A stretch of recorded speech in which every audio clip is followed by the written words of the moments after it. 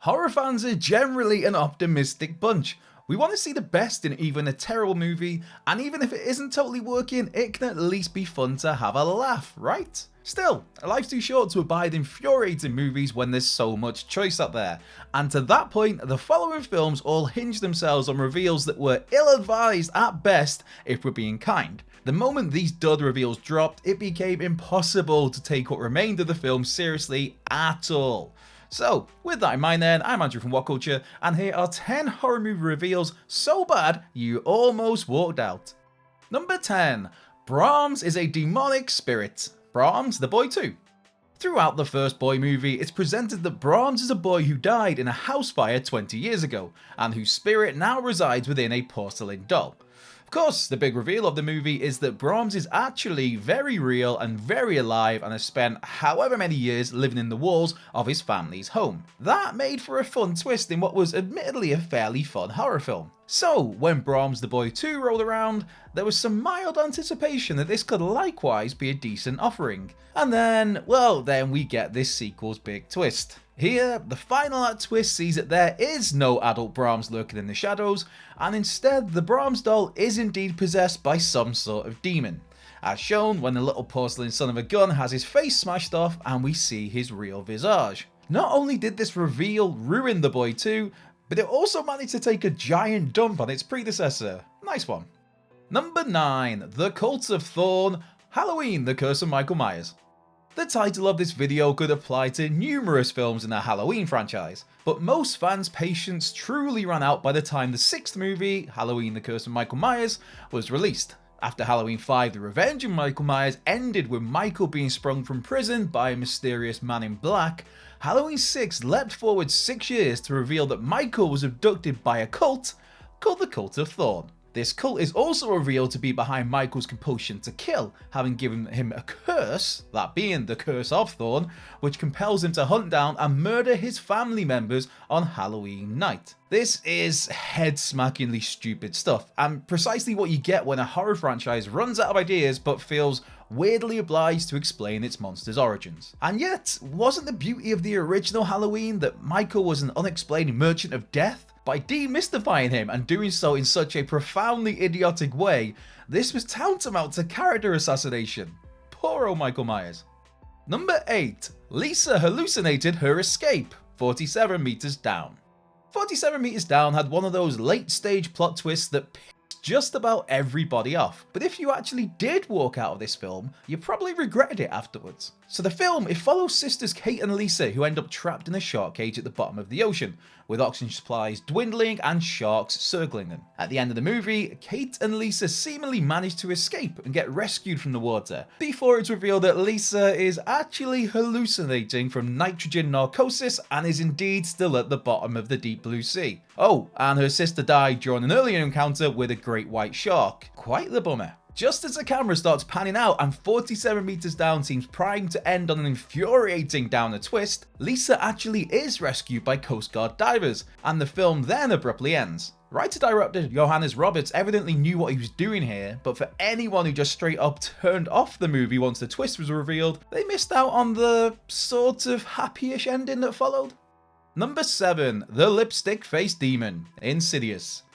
Now, there are absolutely some brilliantly effective, chilling moments earlier in Insidious, most notably when the lipstick-faced demon suddenly appears behind Josh, totally out of nowhere in the middle of a scene. But that early glimpse of the demon only further proves the virtue of brevity in horror, because once we get a more prolonged look at the guy, he becomes near impossible to take seriously. In the film's finale, when Josh enters the purgatory realm known as the Further to rescue his son, we get a considerably better look at the lipstick-faced demon, who through repeated exposure makes his resemblance to Star Wars Darth Maul ever more clear. The often excellent James Wan bizarrely shoots the whole sequence here like a goofy funfair haunted house, which runs entirely counter to the genuine creepiness of the demon's fleeting earlier appearance.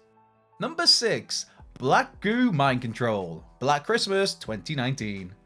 2019's Black Christmas Do-Over didn't exactly set high expectations from the jump, but plumbed such mind-numbingly stupid deaths by the end that it became an actual chore to finish the film. There are certainly worse ideas than updating a sorority set slasher to confront contemporary issues like hazing and campus assault culture, but Sofia Takal's movie goes wildly off the deep end in its third act. It's eventually revealed that the murderous frat boys of Black Christmas are in fact being possessed by a magic black goo which pours out of a bust of the university's founder, Calvin Hawthorne, allowing his spirit to take control of the boys in order to murder troublesome women.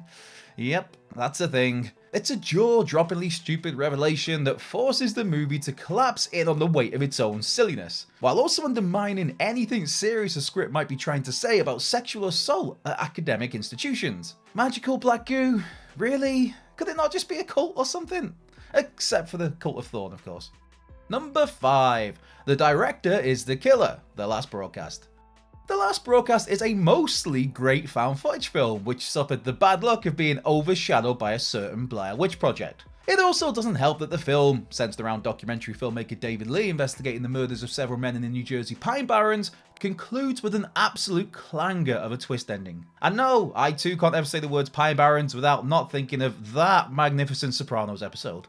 Anyway, The Last Broadcast. David eventually receives footage that apparently contains the identity of the killer of this tale, and so he employs a data retrieval expert to reconstruct the damaged images on the tape.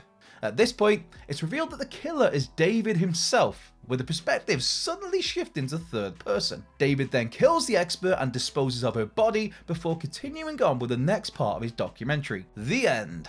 Clearly, the filmmakers here wanted to end things with a gotcha rug pull, but between the goofiness of this reveal and betraying the film's own rules with a sudden change of perspective, it brought an otherwise bone-chilling horror film to an utter dud of a climax. Number 4. It's supernatural after all. The Last Exorcism.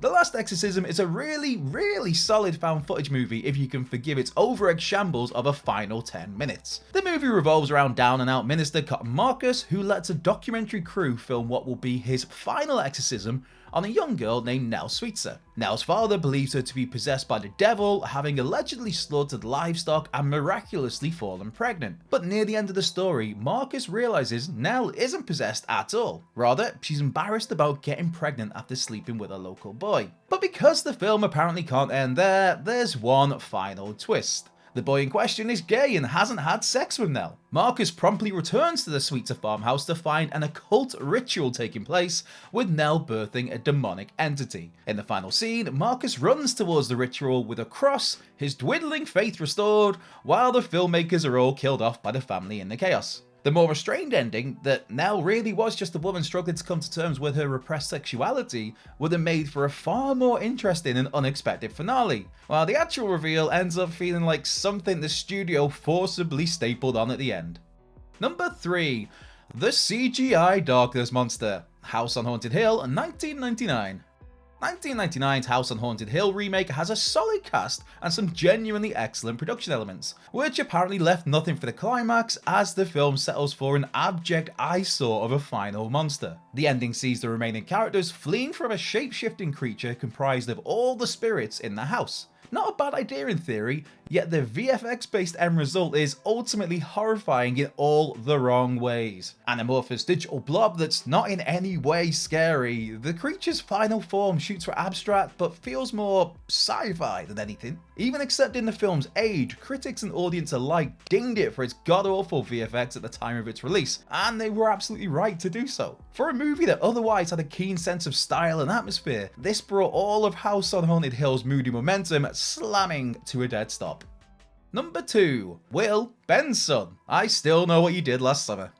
I Still Know What You Did Last Summer is a fun enough popcorn slasher sequel, even if it is clearly a low effort cash in on the original film's surprise box office success. But that final twist, it sure is something else, right? Near the end of this sequel, Julie's friend Will Benson reveals himself to be the secret second antagonist of the piece. More to the point, he's the son of Ben Willis, the fisherman who stalked Julie and her friends throughout both films by this point. To hammer this home for the cheap seats, Will points out to Julie that he playfully hid the truth in plain sight, given that Will Benson also means Will Benson.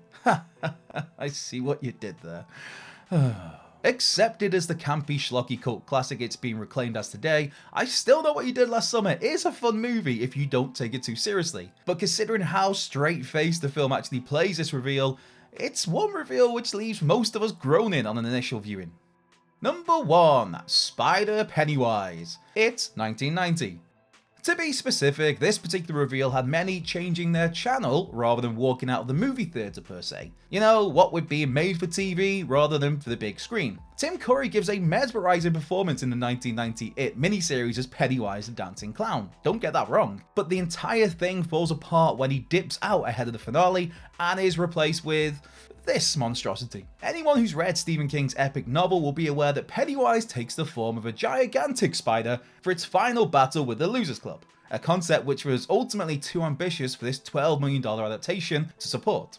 The spider looks awful, to be kind, a janky, practical effect which lacks menace and feels more at home in a low-rent B-movie than a serious-minded horror film. King himself perhaps put it best when he described the large animatronic spider prop as 3 Chevy headlights on the bottom of a wheelbarrow. Despite costing $200,000 and 4 months of production time, the prop ends it on an unintentionally comical note, which couldn't be further from the genuinely terrifying menace of Curry's performance up to that point. On repeat viewings, you're just better off turning the movie off 10 minutes before the end. So, that's our 10 horror movie reveals so bad you almost walked out. Be sure to like, subscribe, comment, share, turn those notification bells on, and come and give us a follow on Twitter at WhatCultureHorror. While you're there, you can find myself at CultureLeftPeg, but most importantly, be sure to have the best possible day. Whether you're doing something or whether you're doing absolutely nothing, I hope it goes well for you. And if things aren't going so well, I hope they turn around as soon as possible. I've been Andrew Pollard from What Culture Horror, and I'll catch you down the road.